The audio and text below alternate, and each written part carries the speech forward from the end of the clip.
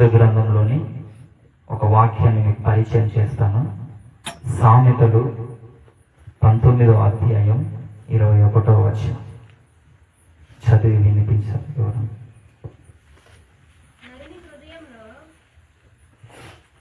నరుని హృదయములో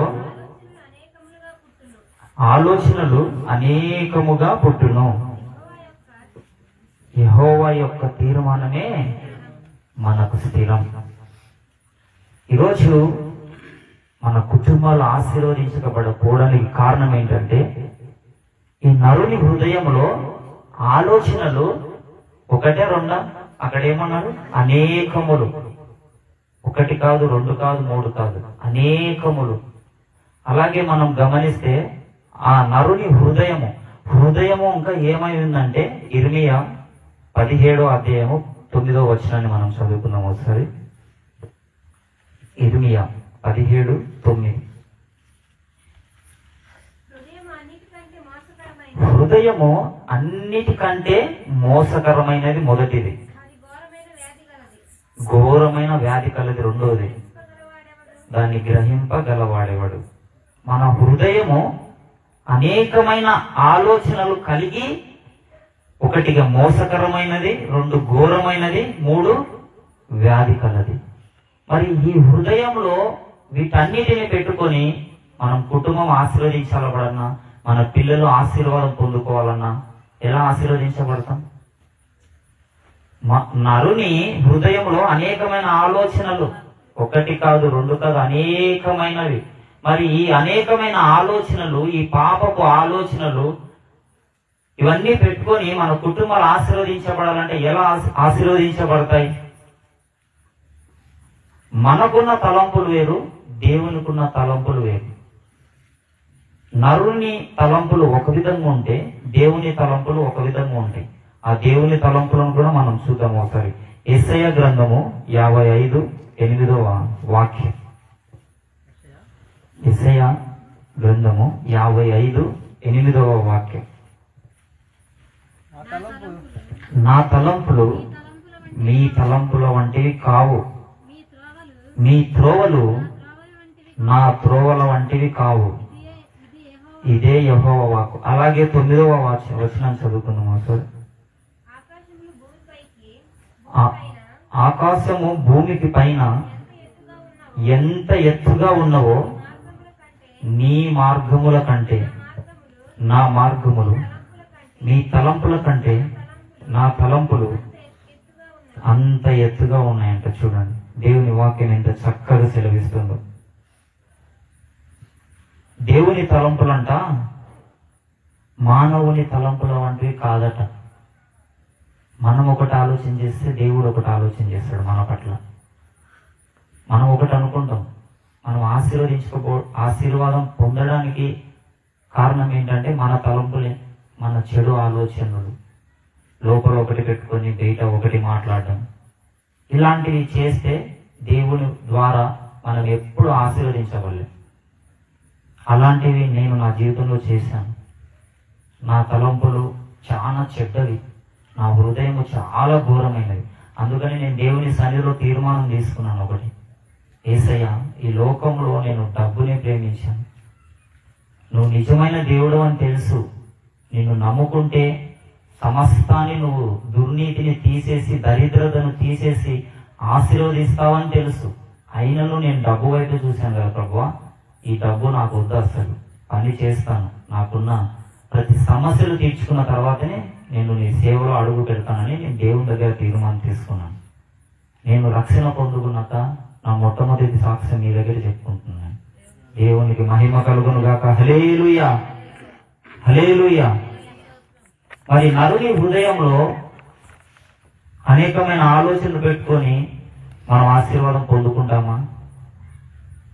దేవుడు మనల్ని ఆశీర్వదించాలంటే మనం మొదటిగా ఏం చేయాలంటే, బైబిల్లో సెలవిస్తుంది, ఘనతకు ముందు ఏముంటదంట? వినయం ఉంటది. ఘనతకు ముందు వినయం ఉండును. దేవుని సన్నిధిలో మన కుటుంబాలు, మన పిల్లలు మనం ఆశీర్వదించబడాలంటే ఘనతకు ముందు మనకేముండాలి? వినయం ఉండాలి. ఘనత ఉండాలి, ఘనతకు ముందు వినయం ఉండాలి. ఒకవేళ అవిధేయత ఉంటే ఇంకా మనం పాపంలోనే ఉంటాం. ఘనత అంటే దేవుడు చెప్పిన మాటను మొదటిగా మనం వినాలి. దేవుని మాటను నిరర్థకం అస్సలు చేయకూడదు. ఒకవేళ మనము దేవుని మాటను కనుక నిరర్థకము చేస్తే మన కుటుంబాలను ఆశీర్వదించదు. దేవుని మనం ఎప్పుడైతే మనస్ఫూర్తిగా మన హృదయంలోనికి దేవుని మనం నడిపిస్తామో, మనము తలుచుకుంటామో, మనం ఆహ్వానిస్తామో, మన కుటుంబంలో కానీ మన హృదయంలో కానీ దేవుడు మనకు అత్యధిక ఆశీర్వాదం ఇయ్యునుగాక. హల్లెలూయా, హల్లెలూయా.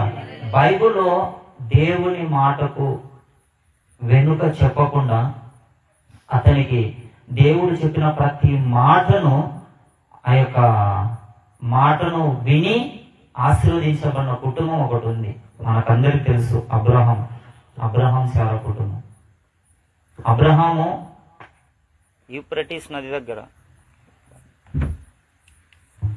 హల్లెలూయా హల్లెలూయా, అబ్రహాం కుటుంబము ఆశీర్వదించడానికి గల కారణం ఏంటంటే దేవుడు చెప్పిన మాటను మొదటిగా అబ్రహాము విని దేవుడు చెప్పిన దేశానికి వెళ్ళమన్నాడు. దేవుడు దేశానికి, ఆ దేశానికి అబ్రహాం వెళ్ళాడు. అబ్రహాము కుటుంబము, అబ్రహాం సంతానము ఆశీర్వదించబడింది. హల్లెలూయా హల్లెలూయా. మరి అబ్రహాము దేవునికి విధేయత చూపాడా లేదా? మీరే చెప్పండి. దేవుడు చెప్పిన మాట విన్నాడా వినలేదా? విన్నాడు. కాబట్టి ఆనాడు ఆ కాలంలో అబ్రహాం కుటుంబం ఆశీర్వదించబడింది. ఈ రోజు మనం అబ్రహాం గురించి చెప్పుకుంటున్నాం. అబ్రహాము ఒక బొమ్మల వ్యాపారం చేసేవాడు. తన తండ్రి తరహు, తన కుటుంబము, తన పిల్లలు ఆ బొమ్మలు చేసుకుంటూ, ఆ బొమ్మల వ్యాపారం చేస్తూ వాటిలోనే జీవించేవాడు. బొమ్మల వ్యాపారం వచ్చింది అబ్రహాం కుటుంబం నుంచి. దేవుడు ఒకరోజు అబ్రహామును దర్శించి, అబ్రాం, నేను సర్వాధికారి అయిన దేవుణ్ణి, నువ్వు ఈ దేశాన్ని విడిచిపెట్టి నేను చెప్పిన దేశానికి నువ్వు వెళ్ళు, నేను గొప్పగా ఆశీర్వదిస్తా అబ్రహాం అని దేవుడు అబ్రహాంతో మాట్లాడితే, అప్పుడు అబ్రహాంకు దేవుడు ఎవరో తెలియదు. ఎవరంటే సర్వాధికారి అయిన దేవుణ్ణి, నేను దేవుడనని నమ్మి నా మాట విని నువ్వు ఈ దేశాన్ని విడిచి నేను చూపించిన దేశానికి నువ్వు వెళ్తే నేను గొప్పగా ఆశీర్వదిస్తా అబ్రహాం అంటే, దేవుని మాటకు లోబడి దేవుని మాటకు విధేయత చూపి ఆనాడు అబ్రహాము దేవుడు చెప్పిన దేశానికి వెళ్ళాడు.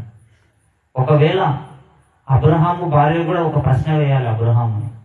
దేవుడు చెప్పాడంటున్నావు, దేవుడు మనల్ని ఆశీర్వదిస్తాడంటున్నావు, కానీ మనం అక్కడికి ఎలా వెళ్ళాలి? ఎలా మనం వెళ్ళి బ్రతకాలి? మనకెవరు సహాయం చేస్తారు? ఒక్క మాట కూడా అడగలేదు అబ్రహాం భార్య. మంచి భార్య దొరికింది అబ్రహాంకి. హల్లెలూయా. ఈరోజు మన కుటుంబాల్లో భర్త చెప్తే భార్య వినడు, భార్య చెప్తే భర్త వినకపోవడం, ఇలాంటి ఉండకూడదు. ఇలాంటివి ఉంటే ఏమవుతుందంటే సమస్యలు ఎక్కువ అవుతాయి. సమస్యలు చాలా ఎక్కువ అవుతాయి. ఆ సమస్యలు ఎక్కువైనప్పుడు అపవాది ఇంకా మనల్ని చూసి నవ్వుతాడు. దేవుడు ఒక పక్క దుఃఖిస్తుంటాడు, కానీ సాతాను నవ్వుతుంటాడు. ఎందుకంటే ఎక్కువ సాతాను చిచ్చు పెట్టేది మన క్రైస్తవ కుటుంబాల్లోనే. హల్లెలూయా. ఎందుకంటే సాతాను వైపు ఉన్న వాళ్ళను సాతాను ఏం చేయదు. దేవుని పట్ల మనం ఎప్పుడైతే విశ్వాసము విధేయత కలిగి జీవిస్తామో వారిని ఎక్కువ సాతాను శోధిస్తుంది. హల్లెలూయా. అబ్రహాము దేవుడు చెప్పిన మాటను విని ఆ యొక్క దేశానికి వెళ్ళి తన మందలు కాచుకుంటూ ఆ కుటుంబము అలా కొనసాగుతున్నప్పుడు ఒకనాడు అబ్రహాం దగ్గరికి దేవుడు వచ్చి, అబ్రహాం బయటికి రా, పైన ఏం కనిపిస్తుంది? ఆకాశం కనిపిస్తుంది, నక్షత్రాలు ఉన్నాయి, లెక్క పెట్టంటే నా వల్ల కాదు ప్రభు అన్నాడంట. అంతలా నీ సంతానాన్ని ఆశీర్వదిస్తానన్నాడంట. మరలా వెళ్ళి ప్రార్థన చేసుకుంటే అబ్రహాం గుడారంలోకి వెళ్ళి స్తోత్రం స్తోత్రం స్తోత్రం అని ప్రార్థన చేస్తూనే ఉన్నాడు. మరలా దేవుడు ఒక రోజు వచ్చి, అబ్రహాం మళ్ళీ బయటికి రా, కింద చూడన్నాడు. ఏముందంటే ఇసుక ఉంది ప్రభు అన్నాడు. లెక్క పెట్టంటే నీ సంతానం నేను అంతగా ఆశీర్వదిస్తానన్నాడు. దేవుడు వస్తున్నాడు, పోతున్నాడు. అబ్రహాము ఆకాశం వైపు చూపిస్తున్నాడు, భూమి వైపుకు చూపిస్తున్నాడు. సంతానాన్ని ఆశీర్వదిస్తానంటున్నాడు. అప్పటికి అబ్రహాముకు పిల్లలు లేరు. అయినను అబ్రహాము అవిధేయంగా దేవుని వైపు చూడలేదు. నా దేవుడు మాట చెప్పాడంటే నా దేవుడు ఇస్తాడు, నా దేవుడు ఇస్తాడు కాబట్టి నేను దేవుని మాట నమ్మాను, దేవుని విశ్వసించాను అని అబ్రహాము ఆ దినాలలో దేవుని మాటను నమ్మి విశ్వసించి దేవుడు చెప్పిన మాటకు లోబడకుండా ఆశీర్వాదానికి కారణముగా మారాడని. హల్లెలూయా. మరి దేవుడు అబ్రహాం కుటుంబాన్ని దేవుడు చెప్పినట్లు ఆశీర్వదించాడు. మరి దేవునికి మనము అవిధేయంగా నడుచుకుంటే, అంటే దేవుడు చెప్పిన మాట మనము వినకపోతే, దేవుడు రాజులనే విడిచిపెట్టలేదు, ప్రవక్తలనే విడిచిపెట్టలేదు, పిల్లలను కూడా విడిచిపెట్టలేదు. ఆఖరికి దేవుని పక్షాన ఉన్న దేవదూతలు పాపం చేస్తే కూడా దేవుడు వాటిని విడిచిపెట్టక, చదవండి ఆ మాట, 2 పేతురు 2వ అధ్యాయము 4వ వచనం. అవిధేయత, దేవుని మాటకు మనము దేవుని మాటను వినకుండా దేవునికి మనం అవిధేయత చూపిస్తే దేవుడు చెప్తున్న మాట 2 పేతురు 2వ అధ్యాయం 4వ వచనం. దేవదూతలు పాపము చేసినప్పుడు దేవుడు వారిని విడిచిపెట్టక పాతాళ లోకమందలి కటిక చీకటి గల బిలములలోనికి త్రోసి తీర్పుకు కావలిగా ఉంచబడుటకు వారిని అప్పగించెను. హల్లెలూయా, హల్లెలూయా. చూడండి, దేవుని మాట మనం వినకుండా, దేవుని మాటకు మనం లోబడకుండా అవిధేయంగా మనం ఎప్పుడైతే నడుచుకుంటామో దేవుడట పాతాళ లోకమందలి కట్టిక చీకటి గల బిలములలోనికి ఆనాడు దేవదూతలు పాపం చేస్తే దేవదూతలను తీర్పుకు కావలిగా ఉంచాడు, మనల్ని కూడా అలా కావలిగా ఉంచుతాడట. దేవుని వాక్యం సెలవిస్తుంది. దేవుని మాట మనం వింటే మనం ఆశీర్వదించబడతాం, వినకపోతే మన కుటుంబాలలో ఆశీర్వాదం ఉండదు. చాలా మంది మన కుటుంబాల్లో ఆశీర్వాదం చూడాలనుకుంటారు. చాలా మంది దేవునే దూషిస్తుంటారు. ఒకవైపు ప్రార్థన చేస్తుంటాం, ఒకవైపు దూషిస్తుంటాం. అది విశ్వాసమా అవిశ్వాసమా? మీరే చెప్పాలి. మరి విశ్వాసం కలిగి మనం ఉంటే, దేవుని మాట మనం వింటే, మనం విధేయత కలిగి జీవిస్తే మన కుటుంబాలు ఆశీర్వదించబడతాయని దేవుని మాట సెలవిస్తుంది. హల్లెలూయా. దావీదు బత్షెబతో పాపం చేశాడు. పాపం చేస్తే పుట్టిన బిడ్డను దేవుడు ముట్టి చంపేశాడు. దేవుడు మళ్ళా దావీదు అభిషేకించిన వ్యక్తే దేవుడు. నా కుమారుడు కదా, నేను అభిషేకించిన వ్యక్తే కదా అని దేవుడు చూడలేదు. పాపం చేస్తే పుట్టిన బిడ్డను దేవుడు ముట్టి చంపేశాడు. ఎందుకంటే అవిధేయత చూపించాడు. దేవుడు ఆల్రెడీ పాపం చేస్తే నీకు శిక్ష ఉంది అని తెలుసు. నాకు తెలుసు, పరలోకం ఉందని, నరకం ఉందని, అన్నీ ఉందని తెలుసు. కానీ ఒకప్పుడు నేను చేశాను. ఇప్పుడు నేను ఈ శరీరంతో ఉన్నాను కదా, ఈ శరీరంతో చేయని పాపం అంటూ లేదు.